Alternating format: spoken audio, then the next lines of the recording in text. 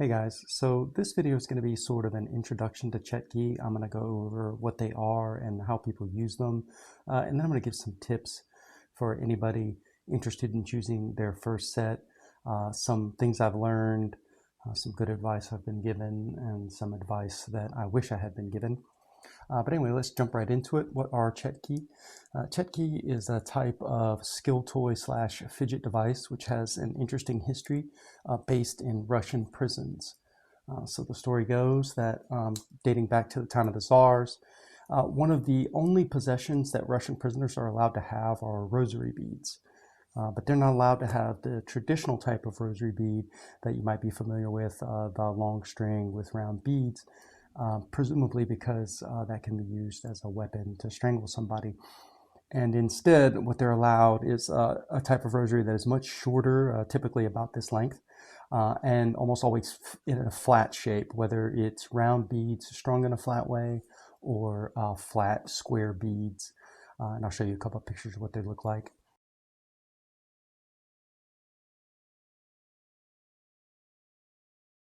So anyway, this is one of the few things the prisoners are allowed to have in their hands. These are people with a lot of free time in a high stress environment.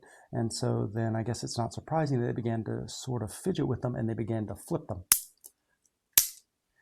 And so they began to flip them and spin them and twirl them and manipulate them in various ways. And it became essentially its own skill toy.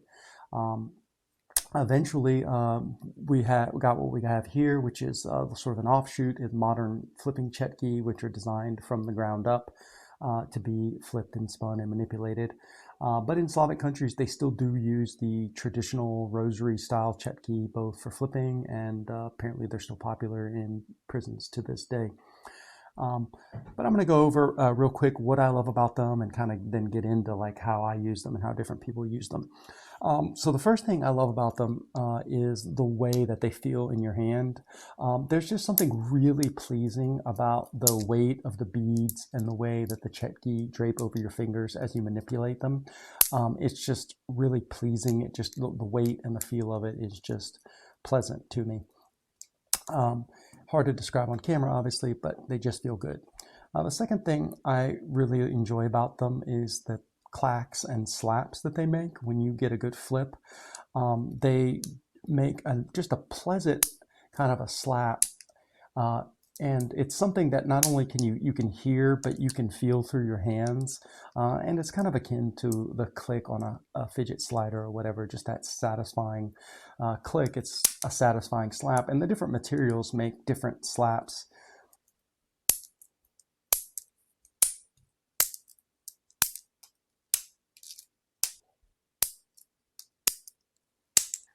So anyways, those are kind of the basic characteristics that I love about them. So let's get into how people use them. Me personally, I use them in kind of two different ways. To begin with, I like to do what are called repeaters. Now, a repeater is a sequence of moves where at the end of the sequence, you just begin where you started, and you can just do these moves over and over sort of mindlessly.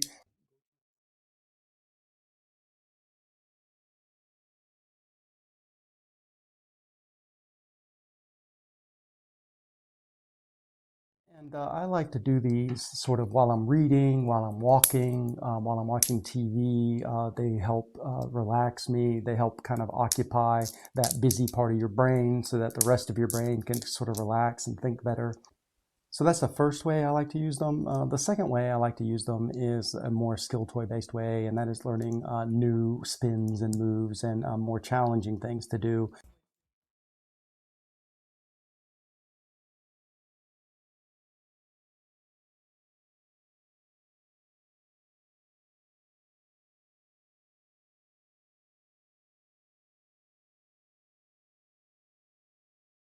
This more actively engages your brain.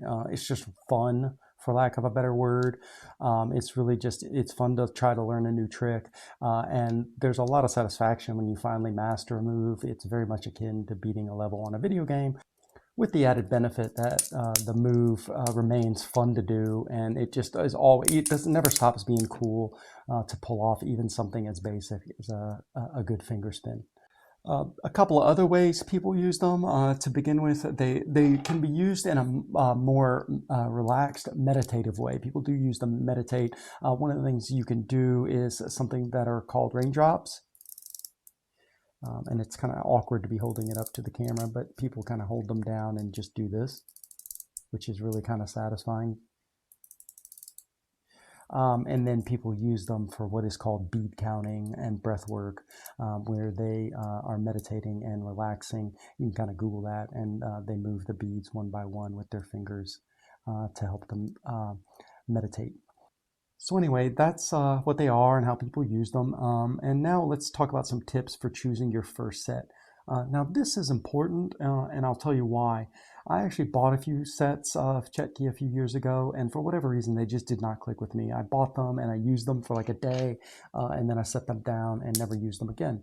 But I kept seeing videos of them, and they were just remained intriguing to me. So a few months ago, I bought a few more sets, and at this point, I learned that I had chosen the wrong sets to begin with. For me, someone who is a total beginner without a big Larry background or any other slinging skill toy, coming at this from ground zero. So first, I'm just going to tell you the 3 sets that I most recommend if you're a beginner like me, and then I'll explain the 3 characteristics why. So the 2 main manufacturers are Around Square, which makes a wide range of skill toy and related products, and then Mellow Block, which makes a more narrow range of products but focuses mainly on Chetki. The first one is the Zamaika from Around Square. This is sort of a newer model, and I just absolutely love it. This is the Delrin version, but there is a polymer version and an Ultim version, and they're both, or all 3 of them are excellent. The next set is the Krivos from Mellow Block, which is this here, which is their newer model. Also just a beautiful, beautiful set of Chetki, which I absolutely love. And then lastly is the Balto from Mellow Block, a little bit more substantial, a little bit more chunky, but that can be very satisfying as well. Also an excellent, excellent set of Chetki. Now let me tell you the characteristics why I love these 3 sets for a beginner. To begin with, the surface has excellent grip.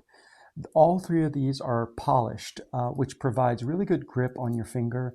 And that is important, not just because the Chetki are more likely to slip from your fingers and fall on the ground, which can be frustrating, but the improved grip gives you more control in all your movements, which is really helpful as a beginner. The second thing that all 3 of these sets have is the shape of the beads themselves. They all have like sort of rounded ends where the beads meet. And what that does is it serves sort of like as a good landing spot around your finger. Your finger kind of snuggles into that spot a little bit. And what that does is give you more control. And so they're a little bit more forgiving when it comes to technique. Particularly when you're doing finger spins and things like that. And all 3 of those have beautiful shapes in their beads. And the third characteristic that all 3 of these have is good weight, which is important when you're a beginner because they give you rotational kind of inertia. If the Chetki is lighter, when you're doing finger spins and rotations and things like that, like the technique is a little more important. And when there's a little bit more weight to them, all of that is a little bit more forgiving, which is good for a beginner.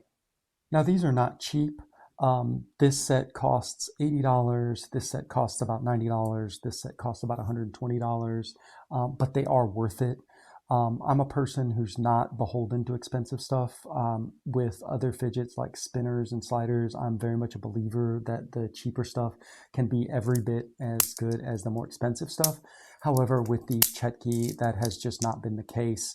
I've tried a wide range of these, many more than are pictured here, and the reality is that the more expensive ones have all been better. And part of that is because, as I mentioned earlier, one of the great things about them is the way they feel in your hands, the way the beads drape over your fingers. And the more expensive sets just have a better finish, a better polish on them. They're more refined and they feel more refined in your hand. The cruder sets sort of feel more crude. So if these are kind of out of your budget, new, Plan B, what I would recommend is to look for them on the secondary market. That's what I've done. Several of these sets were not bought new. They were bought used, and you can find good value there, and generally the quality is excellent. So that's these 3 sets, which again, if you're a beginner, are the ones I most recommend for the reasons I mentioned. But if for whatever reasons these don't work for you, or if you have trouble finding them, let's talk about some other options. To begin with, we have, this would probably be the next best, in my opinion, for someone who's a total beginner, and it's the Podushka from Around Square. Really beautiful set here. Now, this has a good weight to it, especially the Delrin version, which is what I recommend. Delrin is a wonderful material. It has a good weight to it. It's very durable. It feels beautiful in the hand. It makes excellent clacks. And so this really isn't a problem as far as weight and rotational inertia. Now, the beads aren't curved quite as much as these. However, it's not quite as much of an issue with the Podushka because the beads are kind of large and chunky. And so they offer you a little bit more control than a smaller set would. And so that lack of control with it not being rounded really isn't as much of an issue. Now let's talk about the third aspect, which is the surface. The Podushka, the Delrin Podushkas, like many of the Delrin products that Around Square makes, excluding like the Zamaika, come with a machine finish, and that is unfortunately pretty slippery, which is great in something like a knuckle bone, but not as good in something like a Chetki. However, there is a simple solution to this, which anybody can do, and that is you can polish them yourself. Delrin is very easy to polish, and anybody can do it. All you got to do is get some polishing pads from Amazon. These are little pads, little square pads, and they come in different grits from like 1500 to 12,000. The machine finish is already pretty smooth, so you don't even need to worry about the smaller grits. I would start at like 4,000 grit, do 4,000, 6,000, 8,000, 12,000. And what you do, it's very simple. You take one of the beads and starting at the 4,000, you just rub it on the pad for like literally like 10 spins like that at 4,000, and then you move to 6,000 and you give it about like 10 little spins, and then like 8,000 and then 12,000, and you're done. That'll give you a beautiful polish on it, which greatly improves the grip. And so you just do it for every side of the bead. A full set should take about 5 minutes, and at the end it will be beautifully polished. This is something that anybody can do. It's basically idiot proof. If you're capable of like spinning a bead on a pad, then you can do it. I'm not a person who's particularly crafty or good at this kind of thing, but I've polished all my Delrin sets and they all look awesome. I think the polish actually looks more beautiful. I don't know how much if you can catch this in the light, but the polish makes the beads kind of pop a little bit more. So even if you're not a beginner, I just definitely recommend you give these all a quick polish to make them look better and improve the grip. The Podushka actually comes in a couple other materials such as wood, which I do like these. I've had this set for like a month now, and I do use them. However, the wood is a little bit more slippery. And so to this day, every once in a while they fly out of my hands and I get frustrated and I set them down. Supposedly the wood will polish over time with the oils on your hands and become grippier, but that is kind of a lengthy break-in process. Next, let's talk about the Remashocks. The Remashok is one of the older kind of flagship models that Around Square makes, very popular beads. However, if you get these, I highly, highly recommend you get the beaver tail version. Now, the beaver tail version has a bigger bead at the end, like this, which is much bigger than the original bead, which that gives you good weight for rotation, and also improves control, because a lot of times, actually, when you're doing moves with the Chetki, you're kind of holding it by that bead. And especially as a beginner, if the shape and the size of the bead is a little bit better, you have better control with that. Now, unfortunately, most of the Remashocks come with that slippery sort of machine finish that I talked about, but again, a problem that is easily solved, just like with the Podushka. Get you some polishing pads, polish them yourself, and you get a beautiful polish on these, which improves the grip substantially. The beaver tails can be a little bit hard to find. They've been very popular for a while and they sell out quickly. So there is one more solution, which is what I've got here. This is a cheap set of RemoShocks that I bought used. The first thing I did was I put a polish on them myself, which I think makes them more beautiful and improve the grip substantially.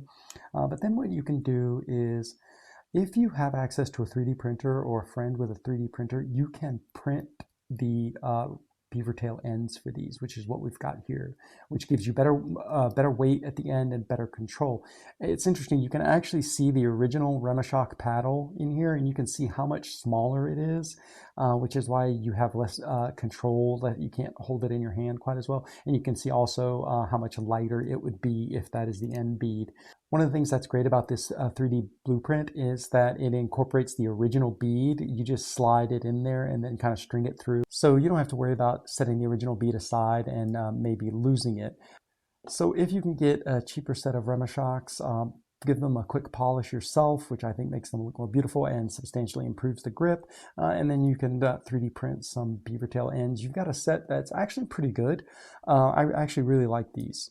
So there are more options out there. To begin with, there are fully 3D printed Chetki, which you would find on Etsy or whatever.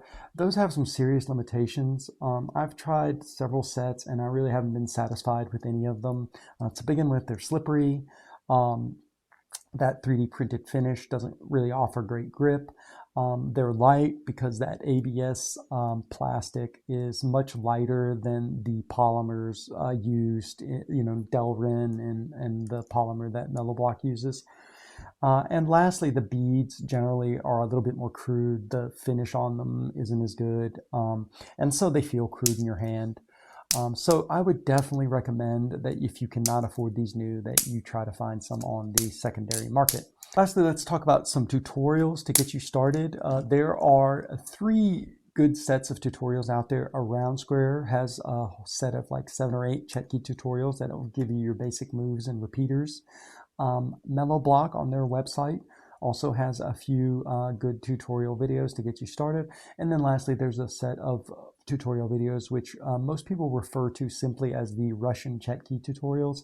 If you go on YouTube and just type in Russian Chetki tutorial, you'll see a set of like 10 videos made by a Russian guy. He's like a really advanced user, and he goes into some like really good stuff like finger spins and things like that. Most of them are in Russian, but it doesn't really matter because really all you're trying to do is watch what he's doing, and he does it in slow motion as well, so that's really helpful. My plan is to make a few tutorial videos myself, sort of almost as like a supplement to those tutorials. Those tutorials have been really useful, but for me as a beginner, they did have some limitations, particularly because the people who make them are really advanced users. And so I think that maybe they don't have quite the keen understanding of like the aspects of the moves and tricks that are difficult for someone to understand who is coming at this from a total beginner level without a regular background, and also some little tips with technique that were stumbling blocks for me, but little things I learned that helped me break through.